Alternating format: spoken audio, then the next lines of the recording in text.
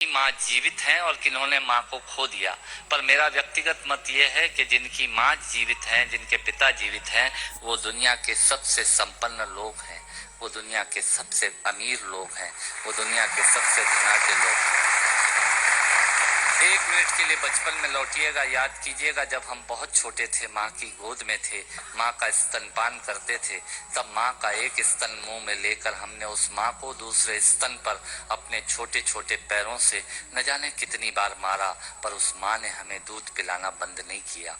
मित्रों, लात खाकर भोजन देने की शक्ति उस परमपिता परमेश्वर ने दुनिया में यदि किसी को दी है, वो सिर्फ माँ को दी है।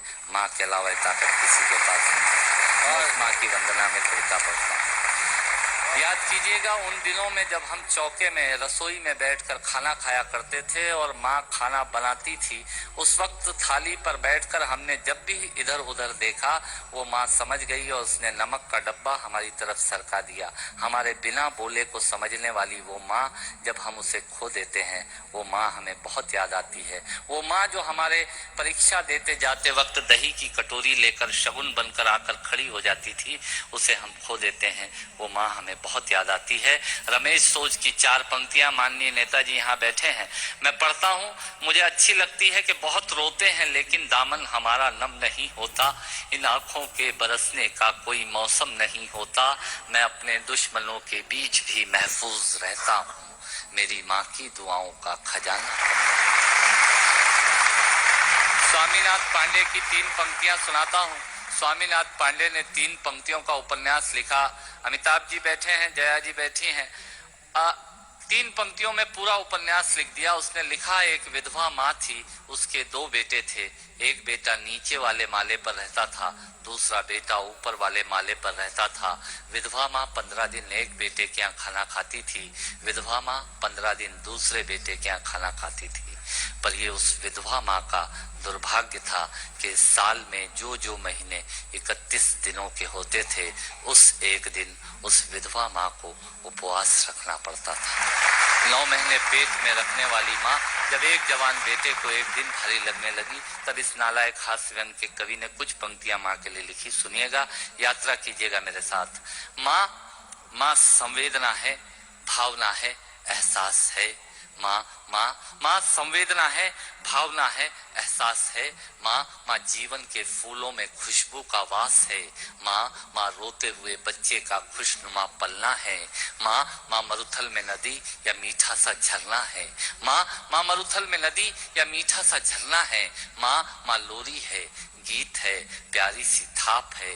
माँ पूजा की थाली है, मंत्रों का जाप है। माँ आंखों का सिसकता हुआ किनारा है। माँ गालों पर पप्पी है, ममता की धारा है। माँ झुलसते दिनों में कोयल की बोली है।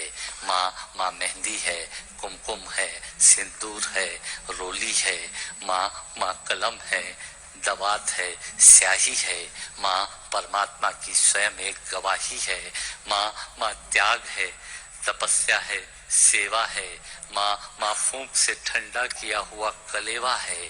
माँ अनुष्ठान है, साधना है, जीवन का हवन है। माँ जिंदगी के मोहल्ले में आत्मा का भवन है। माँ चूड़ी वाले हाथों के मजबूत कंधों का नाम है। माँ काशी है, काबा है और चारों धाम है। माँ चिंता है, याद है, हिचकी है। माँ बच्चे की चोट पर सिसकी है। माँ चूल्हा, धुआं, रोटी और हाथों का छाला है। माँ जिंदगी की कड़वाहट में अमृत का प्याला है। माँ पृथ्वी है, जगत है, धूरी है। माँ बिना इस सृष्टि की कल्पना अधूरी है। तो माँ की ये कथा अनादि है, ये अध्याय नहीं है, और माँ का जीवन में कोई पर्याय नहीं, और माँ का जीवन में कोई पर्याय नहीं है। तो माँ का महत्व दुनिया में कम हो नहीं सकता, और माँ जैसा दुनिया में कुछ हो नहीं सकता। माँ जैसा दुनिया में कुछ हो नहीं सकता। तो मैं कविता की ये पंक्तियां माँ के नाम करता हूँ। मैं दुनिया की सब माताओं को प्रणाम करता हूँ।